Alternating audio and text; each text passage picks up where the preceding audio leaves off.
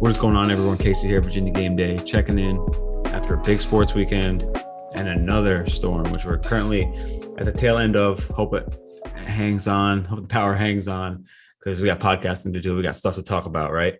So NFL playoffs, Super Wildcard weekend. Cowboys didn't hang on for me, but there's always next season, I guess, right? Still tonight, Sunday, still another game tomorrow night. But locker room access showcase, first ever at Charlottesville High School, big success. And then UVA had a home game against Wake Forest immediately afterwards. I did the stats for the locker room access for both games. It was a great event, and I want to thank those guys for having me out. It was really, really cool. Tons of UVA connections. Jay Willie's son is a very, very good player for Stab. Stab and Blue Ridge both won. So that was good. And I mean, Stab runs their program like a freaking college team compared just when you look at their Instagram accounts, how they carry themselves to, the way they ran Norfolk Collegiate out of the gym. So shouts to Damon and their staff, other UVA people in the house. Junior Burrow coached one of the teams. Ball Hawk was the MC. So me and him got to sit next to each other for both games and chop it up. He kept me straight on my possession arrows. Such a cool dude. So shouts to him. And then afterward, tons of people from the showcase went to the UVA game over at JPJ. So it was cool. We got to see, it was like a big day of basketball. And then me and my wife sat in front of the Stat basketball team, and they were funny. Listening to them crack jokes during the game. And you remember those days of being in high school and playing on teams and traveling and being out, and just, it was all good fun. Who else was in the house? Grant Kersey, that's my guy. Ty Jerome's father, Mark, big part of locker room access. TW from locker room access. Those guys really did a great job, and I'm sure this is an event that's going to continue growing, and I hope to be a part of it in future years. They definitely have a big future in terms of hosting events, in addition to all the other great stuff they do with merch and podcasts and media and all that stuff. Yeah, they had a pop-up shop. I'm not sure if I mentioned that already, but tons of really cool gear, some giveaways from some of their sponsors and some of their people that, a lot of autograph stuff. It's just a really cool event. But as great as the game was, it didn't end the way that we wanted it to. It was like the first 30 minutes. I mean, we're up 47-40. The crowd is into it because they're really, I'm talking about, this was like, I saw the Cowboys play the 49ers and how much red was in the stands for that game. It was all UVA at the Wake Forest UVA game. So the crowd was into it. The emotions were building, and the drought came back. I thought we escaped the drought. Those big droughts of no scoring that we suffered through for the Clemson game at home. I don't know what it is, but it seems like when we play at JPJ, the big scoring droughts happen. I don't get it. So Wake Forest ended up winning 63-55. They ended the game on a 23-8 run. It was like I said, the first 30 minutes were fantastic. They were up 47-40, and then there was a call and a play that changed everything. We'll talk about that. But up until the 30-minute mark of the game, with 10 minutes left, then everything went downhill. Outscored 23-8, and it was dropped UVA to 4-3 in conference. 10-7 overall, and drops us 14 spots in the KenPom.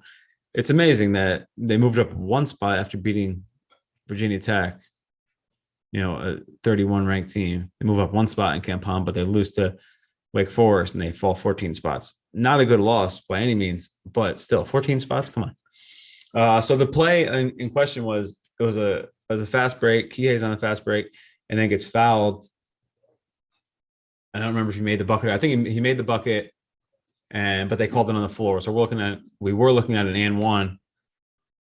Instead, it's a foul on the floor, and I thought Tony was going to explode. He was being held back on the bench, being held back legit. And they ended up that it was at 45-40 at that point. So they get a ball out of bounds on the baseline. They do score to put it to 47-40, but it was like everything changed from then on. And I don't know if anyone else had felt the same way, but if they get that and one, the roof was going to blow off. Well, the roof did blow off because it felt like it was good. But then when they said no, no, no, foul on the floor, it changed everything. So yeah, so it ended. The game ended in a crummy way for us Wahoos, but we have to talk about it. Notes. The crowd I mentioned, thumbs up, good crowd. Uh, Francisco Cafaro inserted into the starting lineup after his big game last week against Virginia Tech. So that's of note for sure. Poppy in the starting lineup, played 24 minutes. Armaan Franklin led the team at scoring, 18 points. Finally had caught fire from deep, so it was really nice to see, particularly in the first half. Cody Statman as well, off the bench, 11 points. He was aggressive. He hit his shots. He got extended minutes, 24 minutes, and played well. Him and Armaan had a little cluster there where I think they hit combined. They hit four threes in a row. Yeah, Armaan and Cody had a cluster there between the 9-minute mark and the 6-minute mark in the first half, where Cody hit a three, Armaan hit a three, Armaan hit another three, and then Cody hit a three. So for a team that's not a great 3-point shooting team, it was nice to see that volume. That put them up by 9. Man, you look at the probability of the win probability graph, and it's UVA all the way, and it gets way towards UVA, and then it's a sharp increase, like Zoom stock after the pandemic. So yeah, good game for Cody off the bench. Happy to see it. Role players, bench players always play well at home, so not surprised to see such a good game out of Cody. Caden, 4 points off the bench. 4 points off the bench, 2 blocks, missed a couple chippies here and there. Igor played some, playing in that blocker position on offense. Didn't have a ton of stats. He did have a 3-pointer towards the end of the first half. Missed it.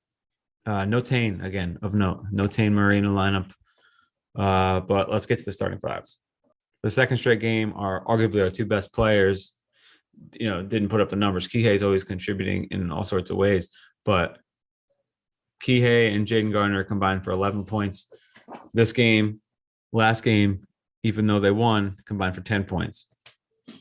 Jaden missed a bunch of shots, 3 of 14, and it was kind of something that you saw early on that it was going to be one of those games where he's not going to be able to bang down low, because Jake LaRavia from Wake Forest was down for the war.